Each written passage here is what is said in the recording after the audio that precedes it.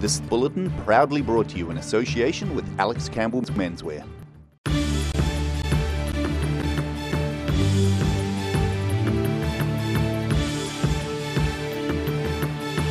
Hello, I'm Melissa Barton. Welcome to the South Today's half-hour summary of news from over the last year. 2017 started off with Central Otago wine growers looking forward to a good harvest, and Invercargill Police adding a tractor to their fleet of vehicles.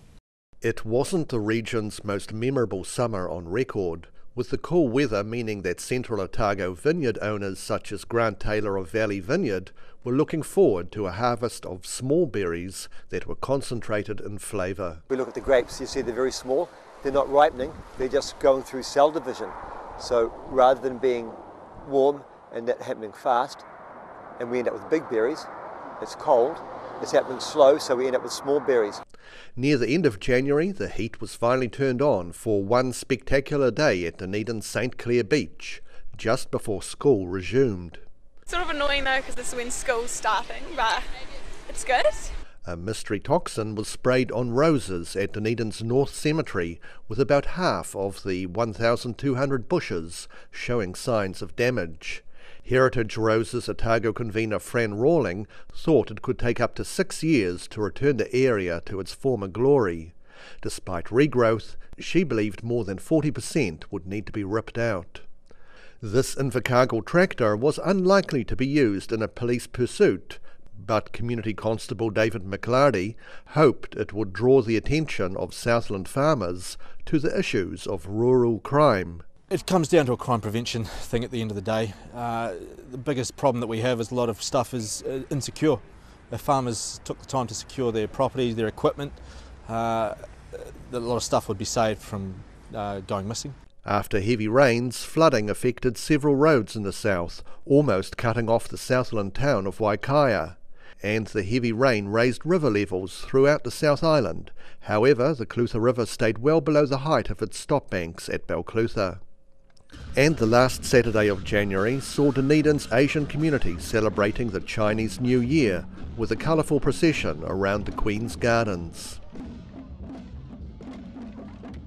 February saw a number of environmentally positive initiatives around the region, ranging from improving Dunedin street lighting to cleaning up beaches near Invercargill and saving bird life near Wanaka. The month of February kicked off with the University of Otago students joyfully celebrating their return to lectures, textbooks, assignments and exams with their annual toga party at the Forsyth Bar Stadium. A weather bomb hit the south with spectacular lightning and deep rolling thunder before the clouds burst over Dunedin, causing brief flooding to many of the city's streets. The Dunedin group Dark Skies campaigned to the local council not to replace city lighting with white LEDs, but instead wait until the more pleasant amber LEDs became available. Mirko Harnish said that the council was listening to their concerns. I think the general attitude is that, yeah, okay, let's look into what's actually available today, how we can make this better than other cities. Being from Europe, I've seen places that already use LEDs, and they're not nice places to be at night. Despite protests, the Department of Conservation spread pre-feed bait over 38,000 hectares of the Makarora Valley to prepare rats, mice, stoats and possums for a follow-up drop of 1080 poison a week later. The poisoning program was part of the Battle for Our Birds campaign, designed to safeguard native bird and bat species. Later on in October, we interviewed locals with first-hand experience of 1080 poison. 2 kayakers who were trapped at the bottom of the cliffs at Nugget Point were rescued by a helicopter. Hopefully we can get their kayaks returned back to them because they are their own kayaks and they are on a kayaking trip. And over 100 volunteers braved blustery winds to clean up Southland's Oreti Beach of rubbish that could pose a threat to coastal wildlife. Department of Conservation Officer Jim McCarroll emphasised the importance of what the volunteers were doing. To sea creatures, as we know, there's a lot of rubbish. It'll strangle them, it'll get caught up, it'll affect their day-to-day life, suffocate, kill them, impact on their habitats where they can't actually go and operate normally to get food and that sort of thing. March was a month that saw election campaigns starting in full swing, as well as hundreds of Cadbury workers coming to terms with losing their jobs. Buster the penguin was wounded in the stomach following a shark attack. He spent time recovering at Penguin Place at Dunedin's Harrington Point before being released back into the wild at Papanui Inlet. In Arrowtown, 8-year-old golfer Josh Harris, number 2 in his age group for the country, prepared to go on a trip to America for the Under-12s World Golf Championship. He hits the ball well, and he's like most kids, he's a sponge, so he soaks up information and wants to get better. Gareth Morgan and Opportunities Party paid their first visit to Invercargill to discuss their promises of taxation, the environment and unconditional basic income. You know, governments are so incremental, so slow to act with problems that hang around for decades. I mean, you've just seen it in the last week. This whole thing with New Zealand Super has been hanging about since 1975, when Moulin did the biggest election bribe ever. The Mondelez International Company announced their decision to close the Dunedin Cadbury factory, which came as a shock to more than 300 factory employees and the city at large. In shock, probably, but probably expecting it as well, but it's just a bit of closure for everybody, you know. Nearly 500 people took part in the 25th anniversary horse riding cavalcade at the Omakau racecourse. The large turnout surprised organiser Fleur Sullivan. What I wanted to do was make the small towns that struggle get their share of the action and using the history that they all had as a platform to market it from, they could all have some success of following these trails. There were new initiatives with flu vaccinations in April. Meanwhile, a bunch of intrepid travellers hitchhiked across New Zealand for a worthy cause. 50 travellers arrived in Queenstown following a hitchhiking race from Auckland to raise money for Cure Kids health research. In pairs, the teams had only $10 each to support their 3-day journey down the country. Phenomenal. Oh my gosh. We can't believe that we've spent 3 days doing all these amazing challenges, coming all the way from the top of the North Island all the way to, wearing these outfits the whole way. The University of Otago Students Association started a new initiative offering free vaccinations to students to fight influenza. So we've got 2,500 vaccinations this year, and the purpose behind that is that this year we can show that it does work, that there is the demand for it, and then during the June-July budget that we provide to the university, we can hopefully get them to provide the funds for that next year. Also, as part of the battle against the flu, pharmacists were able to start giving free vaccinations to pregnant women and people over 65. Queenstown pharmacist Claire Arrow-Smith said that more people were coming in to get the jab. I haven't actually had any pregnant women come in yet, but I've had people come in over 65, and yeah, it's just a simple form to fill out as you would at the doctor's. A new 5-star hotel was proposed for the centre of Dunedin City, opposite the town hall and with the backing of Horizon Hospitality Group Limited. Local architecture buff Peter Entwistle was not impressed. Some of it will be below the ground, so there might only be as much as 13 above the ground, but that still is well beyond the limit. The month of May was all about adapting to the elements. Cold weather hit central Otago, and the University of Otago finally addressed the issue of their slippery tiles. The first of the winter season's hard frosts descended upon central Otago, creating plenty of autumn views for the tourists. The University of Otago brought in some much-needed resurfacing of slippery tiled areas around the campus. Over the previous 25 years, the slippery tiles had caused more than 80 injuries, some of which were serious. Mike Sheeran of Rockbind was on the job. We're putting it down here in the university because they have a slip issue, and I've never seen so many people say thank you. Cromwell received a hearty dump of snow, bringing many residents out to play. There was enough snow to enable the construction of several snowmen, snow women and snow rabbits. There was also an opportunity for young people to have a snowball skirmish. Over June, the snow season started in earnest in central Otago, while midwinter had all manner of night animals parading around Dunedin's Octagon. The Queenstown Gardens played host to the Luma Light Festival, attracting about 35,000 people, more than twice what had been expected for the event. We were surprised at the numbers. We got up to 35, between 30 and 35,000. And the remarkable ski field commenced their season with sun, snow and champagne. The Gaboda family won a self-imposed competition to be the first people on the slopes, a feat they had also achieved in the previous 2 years. We couldn't afford to lose, so we weren't sure what time people were coming, so we got here at 11 last night in order to camp out, But the weather was so bad, so we ended up chucking all the gear out of the truck and sleeping in the back of the truck. Dunedin saw the 37th annual 24-hour book sale, attracting hundreds of bookish citizens and visitors from across the lower South Island. This year, the money went toward a new curtain for the theatre. And this year's Midwinter Carnival saw the streets of the Octagon filled with 400 lanterns, 200 volunteers, 100 performers, and up to 20,000 spectators. The performers came in a great variety. We're leaf dancers. We are bats and we're dancers from Bennett School of Ballet and Jazz, and we're going to go around the Octagon as part of the parade doing some cool contemporary bat moves. July was another month of chaotic weather for the lower South Island, with both flooding and the region's first dump of low-level snow. The Eastern Southland Gallery in Gore exhibited a vibrant installation by Dunedin-born artist Nicola Jackson. The work was based around her interest in anatomy museums. It was uniquely designed to allow visitors to experience the colourful room from any direction. You can come and experience the room any way you like, but there are little areas of work. Like this is like a domestic wall. This is like you're in the living room of a person and they collect things, and this is a hodgepodge of all different things on the wall, a personal collection.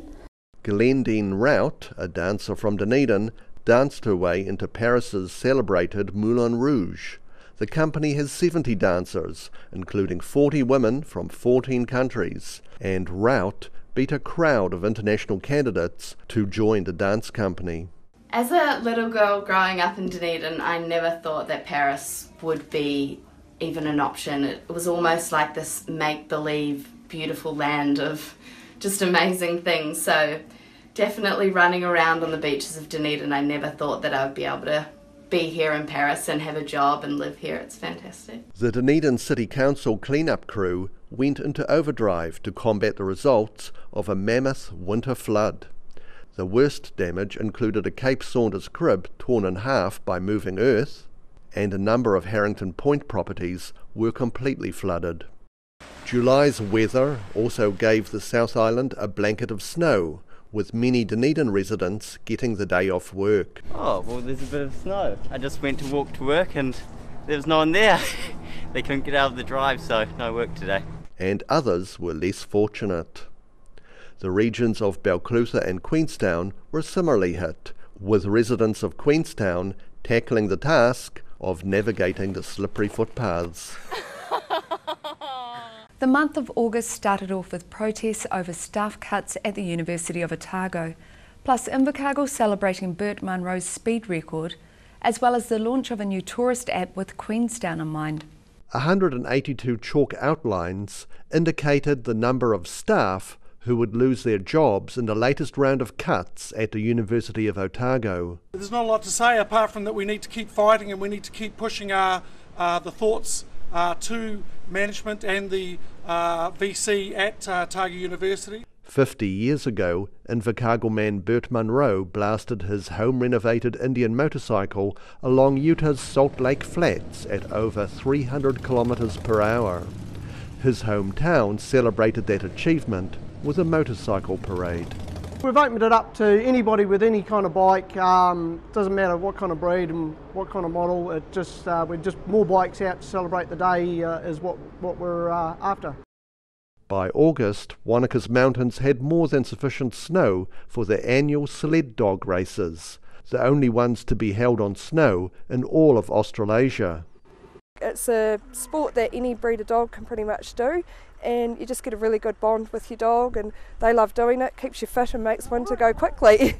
And below the snow line, a government-funded app was launched to provide visitors with easy access to New Zealand's tourist traps. So we wanted people to have a real great experience where they're not having to phone people, hunt people down. English isn't their first language, so it's a trilingual application.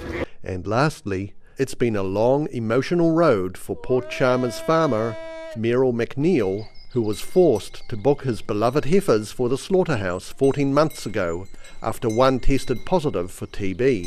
On learning of the cow's plight, volunteers stepped in, supplying feed and helping set up an approved pasteurisation process. McNeil says he was overjoyed to be back and felt privileged to be able to continue after all looked so lost just over a year ago. September featured the annual Winter Games in Queenstown, plans to build a safer roundabout near Invercargill, and people volunteering their time for all manner of worthy causes. Daffodils were blooming at the site of the old Weatherstones brewery, just off the main road by Lawrence. With bulbs first planted in 1895, the site now includes a rhododendron forest, a scenic waterfall, and hundreds of golden flowers in open paddocks. In Dunedin's Knox Church, Wellington-based organist Tom Chatterton was busy preparing to battle against some 125 voices from the city choir, as well as choirs from Columba College and St Hilda's Collegiate School. Dunedin-based conductor David Birchall was on hand to make sure it was an even contest. A bit more solidity, chomp, chomp, chomp. Well, I shall adjudicate during the rehearsals, and if the organ's too loud, he can turn it down. So we'll seek a balance. It's a partnership. The way the music's written is very much choir with organ or organ with choir in some places, and so it's a question of getting the right balance sorted out. High winds caused all manner of havoc to caravans and roofs at Hyde, with a large number of trees toppled at the nearby golf course. Following a disturbing number of crashes, a large-scale roundabout has been planned for the intersection of State Highway 1 and Ellis Road in South Invercargill. NZTA project manager Jason Forbes said the road possessed an out-of-context curve that was deceptive to motorists. I think you can go around it faster than you can, and then also the visibility when coming out of Ellis Road isn't very good, so you can't see what's coming along the highway. Timaru volunteers were hard at work repainting Caroline Bay's merry-go-round ponies in time for summer, although Alan Martin was a little daunted by the workload. It's been a big task. The first horse we only about 30 hours of clearing paint off, and we're still a wee bit on it, but we've got the main sort of colours that are showing through off, and it's a big job. There's no easy way that we've found so far to do it. Queenstown's annual Winter Games proved to be a success, with both Carlos Garcia Knight and Otago's Zoe Sadowski-Sinnott winning bronze in snowboarding. Getting those back-to-back 12.6s was new for me, so that's definitely a big one. Following the departure of disgraced politician Todd Barclay, 32-year-old Hamish Walker became the new MP for the Clutha Southland electorate. It's been a 24/7 job for the last 5 weeks, so it's great to get the result tonight. And in Dunedin, Bunnings staff supplied plants and labour to beautify a South Dunedin walkway. Catherine Hosted, a coordinator from the local council, said that she was impressed by the effort the volunteers had put in. We had incredible help from Task Force Green. Those guys are an amazing group of volunteers from the council. We were going to have about 5 to 10 and we ended up having 18 keen beans come out here and blast through and dig all the holes in this really difficult ground here. So without them we would have probably been here for a lot later on today. October was the start of a new season for many events, including the first A&P show of the year, as well as a visit from the first of many cruise liners scheduled for the summer. The first A&P show of the season was in Rangiora, who have been holding them since 1866.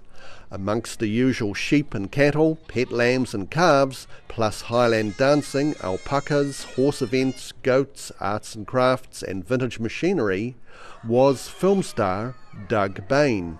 The poultry judge from the film Pecking Order said he was happy with the way his birds were judged at this year's A&P. I've got a silky hen, which is different to most. This one has got a beard. A lot of the other ones don't have beards. The historic 19th century Sutton Bridge was destroyed during floods in July. A bulldozer and 2 diggers managed to pull the collapsed bridge decking out of the river. A decision has yet to be made whether it can be repaired. The tour of Southland spanned several days of cycling around the south of the country. Tour leader Roman van Uden said that stage 2 was going to be pretty tough. Pretty lumpy start from here in Riverton, all the way to Tuatapere. It's a few big rolling hills, and then it's a slow grind up to Black Mount and a tough 4 or 5 minute climb there. So it can be a pretty difficult day for most of the peloton, yeah. The Golden Princess cruise ship brought about 2,500 visitors into Dunedin, who enjoyed the sunshine while exploring the town. We come from Perth, Western Australia, which is dry. Our green is more grey, and this is absolutely magnificent with the colours and stuff around the place. It really is. An underground water pipe burst in Queenstown, wrecking paving in the local mall. The council said it was unclear what other areas had been serviced by the same type of deficient piping, but they were looking at replacing defective pipes where they could. Young people had a chance to learn to sail at Dunedin's Ravensbourne Yacht Club. Anna Walland was happy to have the chance to acquire skills in the sport of yachting. We came down here for my brother, but he didn't really get into it. So I just went out one day in Opti and yeah, I liked it. So. Over 170 Ford Mustangs were displayed in Invercargill, with models ranging from the mid-1960s to some very rare 2017 editions. 170 young conservationists in Queenstown planted native trees near Lake Wakatipu. The youngsters didn't mind mucking in to help the environment. Yeah, pretty dirty, but okay, we've got another tree here to go. Fun. Some more fertiliser. There's nothing wrong with getting dirty. So. And further north near Haast Pass, Andrew and Sue Pennicott were also helping the environment by saving native birds through trapping predatory pests. It's something they have done for almost 20 years, and after a controversial drop of 1080 poison in February, the Pennicotts witnessed firsthand the very positive impact that 1080 can have on New Zealand's native wildlife. This year in Makarora we had our first ever 1080 because there was a huge number of stoats. January, February, all the young ones coming out of the nests and dispersing. They were travelling through the area. We were catching the most stoats we've ever caught on the 2 lines we've had going the longest in January, February, and they did 1080 in March, and I think we've caught 1 stoat since in all this year, 1 stoat. November had torrential rain causing flood damage in Roxburgh, but the sun came out for their annual Queenstown Marathon, and Wanaka tourists jostled for room on the top of Mount Roy. Roxburgh was busy cleaning up after a rainstorm dropped nearly 40 millimetres of water on the town, twice of what would normally fall in the entire month of November. The resulting flood left the town without water and many houses without power. Central Otago Mayor Tim Cadogan was on hand. One of the main pipes out of the reservoir last night blew out when this event, it happened like that. So our reservoir emptied like quicker than a bathtub, emptied like a bucket getting turned upside down really, it was gone. And on top of that, the power supply into the pumping station has also been washed out. So this morning we're having to get that power situation isolated and sorted. We can't send our people in until we know that it's safe to go in there from a power perspective. With the growing awareness of the impact of dairy farming and other industries on water quality, Invercargill pupils learned how to raise, look after and eventually release their own salmon. Agriculture and horticulture teacher Joe Williamson was there to guide them through the process. You can't all learn from reading, so they can actually see and feel, and today we're going to be doing water quality testing with Environment Southland, and the kids can actually see the impact that their actions and the actions of people in the community have on the water and why it's important to look after them. Tourist pressure started showing in Wanaka, with around 150 hikers climbing Mount Roy every day and jostling for a photo opportunity at the top. We had to wait for like half an hour to really get it. Like all people were standing in a queue until the next came, and yeah, everyone could take the pictures they want. Yeah, quite a few people. It's pretty hectic, but it's absolutely stunning. The sun shone down on 10,000 runners in Queenstown's annual marathon. Sam Rayford from Timaru won in record time, while others chose to make the day a more novel experience. How are you feeling? Baked. Absolutely baked. Do you need some water? I'm fine. It's about 5k left. This is easy. December, of course, wraps up our year of news. For many families, the festive season is one of also acknowledging loss of friends or family, sometimes in tragic circumstances, or the loss of employment, such as those employed at Cadbury. Over the course of 2017, it was confirmed that over 300 staff at Dunedin's Cadbury factory would be made redundant at various stages in the near future. Just 3 days before Christmas, 85 workers were scheduled to walk out of their factory for the last time.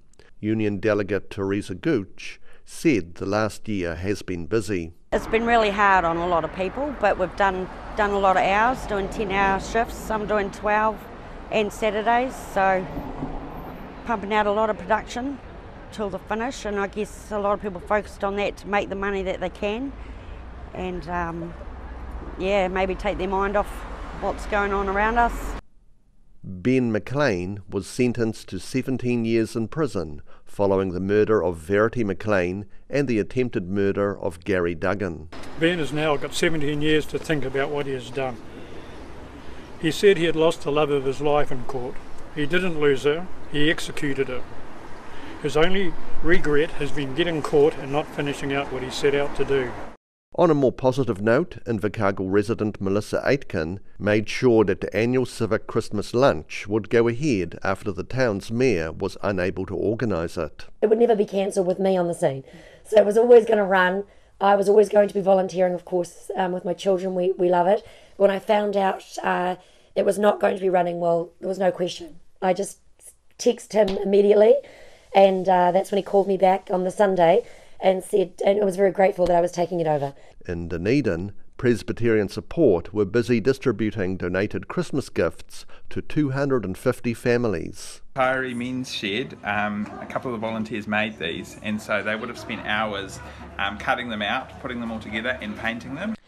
And Greymouth held their annual appeal for cans and food. Salvation Army Captain Michael McAuliffe said the food bank depended on the public's generosity.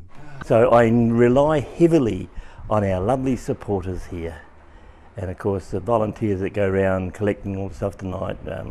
It will certainly help over Christmas, and even after Christmas, the amount of stuff they'll get in tonight when people come looking for food parcels and help. These generous donations will help people well into the new year, especially once the Christmas bills come in. That's our summary of news over the year from the Southern region. We'll be back with regular weekday news broadcasts from the 15th of January. But in the meantime, you can follow us on Facebook, YouTube and at channel39.co.nz. I hope you're all having a great holiday season. Take care, ka kite anō. This bulletin proudly brought to you in association with Alex Campbell's Menswear. Supporting local content so you can see more of New Zealand on air.